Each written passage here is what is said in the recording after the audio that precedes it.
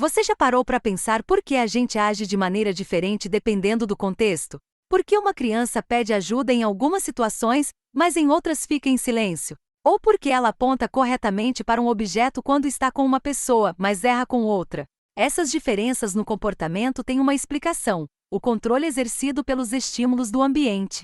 E é exatamente sobre isso que vamos falar hoje. Neste vídeo você vai entender, de forma clara e aplicada, o que são discriminação simples, discriminação condicional e controle discriminativo. Conceitos fundamentais da análise do comportamento que nos ajudam a compreender como aprendemos a agir diante de diferentes situações. E o mais importante, vamos trazer tudo isso para a prática clínica com exemplos reais de crianças com TEA. Se você é estudante de psicologia, profissional da educação especial, ou simplesmente alguém que quer aprender a fundo como o comportamento humano funciona, esse conteúdo é para você.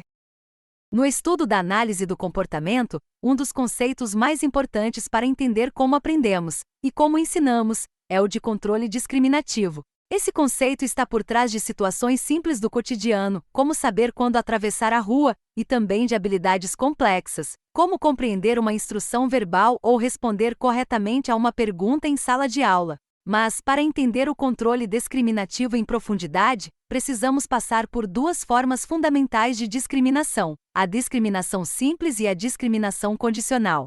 Ambas são formas de aprendizagem em que o comportamento do indivíduo passa a ser influenciado ou controlado por estímulos do ambiente. A diferença entre elas está na complexidade da relação entre estímulos e respostas. Vamos começar pela discriminação simples, que é a base de tudo. A discriminação simples ocorre quando um único estímulo antecedente adquire a função de controlar um comportamento. Isso significa que o comportamento ocorre com mais frequência na presença daquele estímulo específico, porque foi reforçado ali no passado, e não ocorre, ou ocorre com menos frequência na ausência dele. Pense em uma criança que aprende a dizer água quando vê um copo de água. O copo, nesse caso, é o estímulo discriminativo, o SD.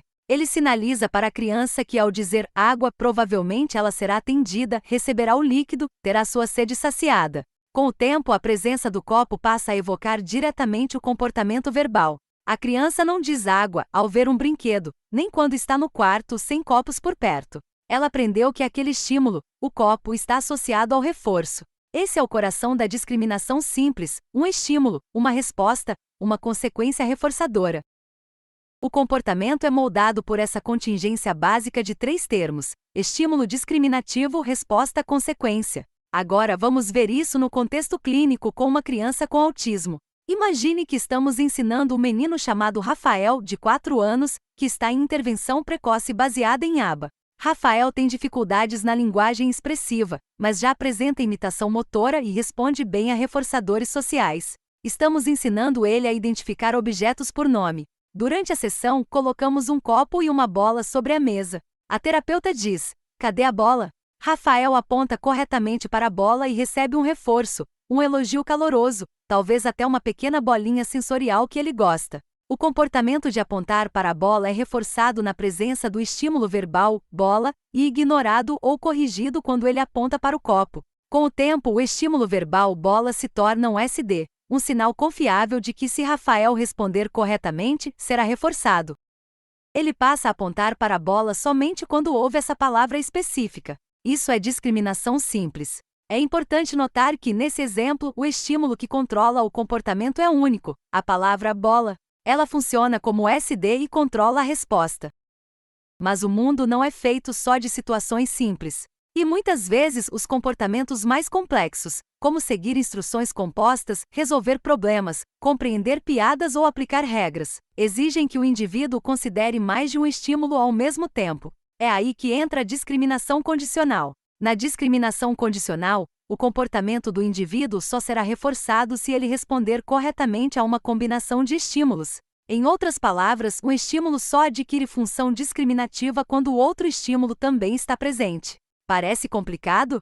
Vamos com calma. Pense numa atividade comum em intervenções com crianças com autismo, o chamado pareamento por identidade ou por função. Colocamos, por exemplo, uma imagem de uma banana na parte superior da mesa e duas figuras abaixo, uma banana e uma maçã. A criança deve tocar na figura que corresponde à de cima. Essa é uma tarefa de pareamento por identidade, relativamente simples. Esse tipo de aprendizagem é fundamental em várias áreas do desenvolvimento. Sem a discriminação condicional, uma criança pode até saber identificar objetos, cores, formas, números, mas não será capaz de utilizar essas informações conforme o contexto exigir. E isso é justamente uma das dificuldades que vemos em crianças dentro do espectro autista. Vamos ver isso em um exemplo clínico realista. Uma menina chamada Helena, de 5 anos, está sendo treinada em repertório verbal com suporte visual.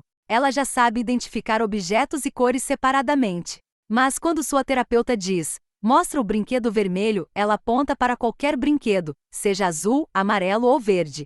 Ela não integra as informações da frase. Ela sabe o que é brinquedo, e sabe o que é vermelho, mas não relaciona essas informações na hora da escolha. O que falta a Helena é o que chamamos de controle condicional. Ela precisa aprender que a palavra vermelho modifica a escolha do brinquedo, ou seja, que a resposta correta depende da combinação entre os estímulos verbais da instrução e os estímulos presentes nas opções. Para isso, serão necessários programas específicos de discriminação condicional, com reforçamento diferencial e ensino estruturado. A boa notícia é que, com o ensino bem planejado, é possível desenvolver esse repertório. Crianças que antes respondiam por tentativa e erro passam a responder com base no estímulo condicional. Isso significa que o comportamento passa a ser controlado de forma mais refinada e sensível ao contexto, o que é crucial para a autonomia, comunicação e interação social. Agora que entendemos os dois tipos de discriminação, podemos falar do conceito que o sustenta, o controle discriminativo. Controle discriminativo é o nome dado ao processo pelo qual um estímulo antecedente altera a probabilidade de uma resposta ocorrer, porque essa resposta foi reforçada na presença desse estímulo no passado. Esse controle se estabelece por meio de reforçamento diferencial. Isso quer dizer que a resposta só é reforçada quando ocorre na presença de um estímulo específico, e não é reforçada, ou é punida, ou ignorada, quando ocorre na ausência desse estímulo.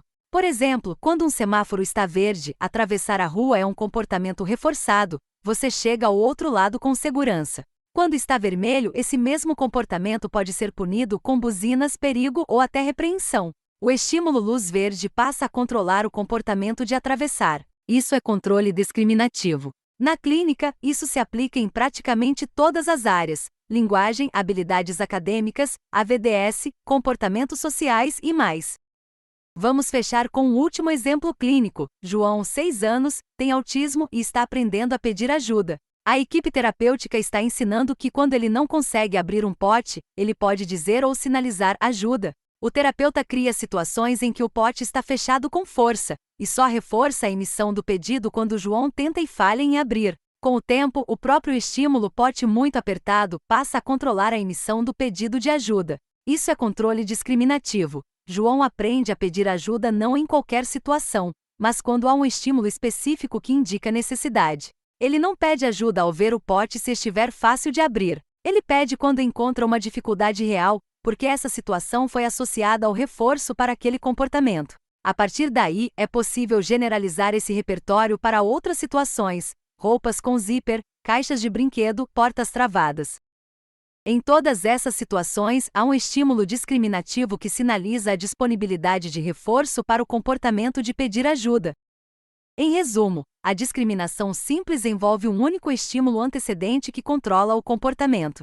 A discriminação condicional exige que o indivíduo responda com base em uma combinação de estímulos, sendo um deles um estímulo condicional que altera a função dos demais. E o controle discriminativo é o processo geral pelo qual os estímulos antecedem e modulam o comportamento por meio de um histórico de reforçamento diferencial. Esses conceitos não são apenas teóricos.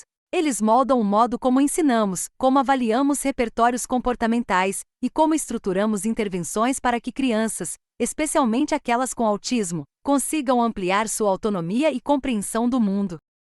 Se esse conteúdo te ajudou a entender melhor como funcionam os processos de aprendizagem na análise do comportamento e como aplicar isso na prática com crianças com autismo, não esquece de deixar seu comentário, compartilhar esse vídeo com quem estuda psicologia ou trabalha com educação especial, e se inscrever no canal para continuar aprendendo com a gente. Até o próximo vídeo!